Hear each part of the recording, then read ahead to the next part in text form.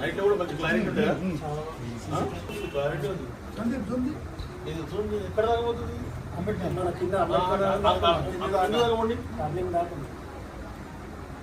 కూడా వెళ్ళి ఎంత దూరం పోతుంది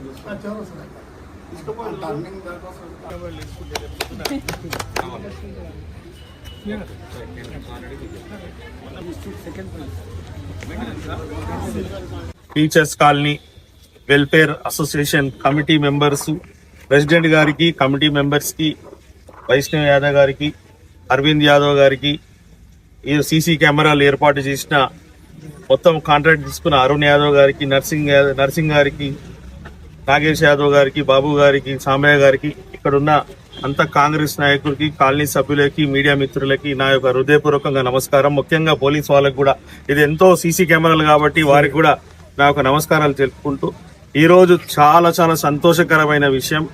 కంటోన్మెంట్ వ్యాప్తంగా ఇలాంటి కార్యక్రమాలు చాలా చాలా అవసరం.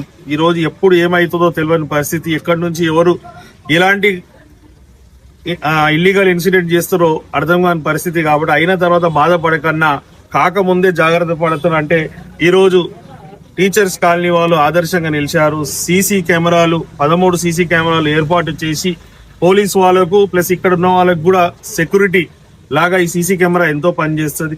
100 మంది పోలీసులు పనిచేసి ఎంత ఉంటుందో ఒక సీసీ కెమెరా అంత పనిచేస్తుంది.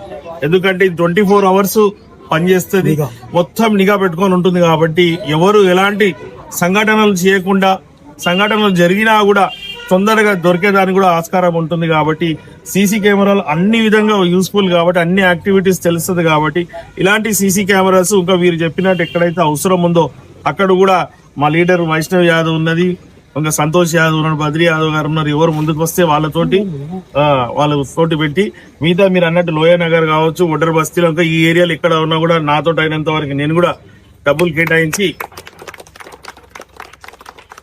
సీసీ కెమెరాలు ఏర్పాటు చేసి అందరు సెక్యూర్ గా ఉండే చూసుకునే బాధ్యత మీరు నాకు ఇచ్చిరు. కాబట్టి ఓటేసి ఎమ్మెల్యేగా ఖచ్చితంగా మీకు ఏం కాకుండా చూసుకుంటా, ఏమైనా అయినా కూడా ఇమ్మీడియట్ గా దొరికేయడానికి కూడా ఆస్కారం ఉంటుంది. కానీ పోలీసులకు కూడా బాగా హెల్ప్ఫుల్ గా ఉంటుంది.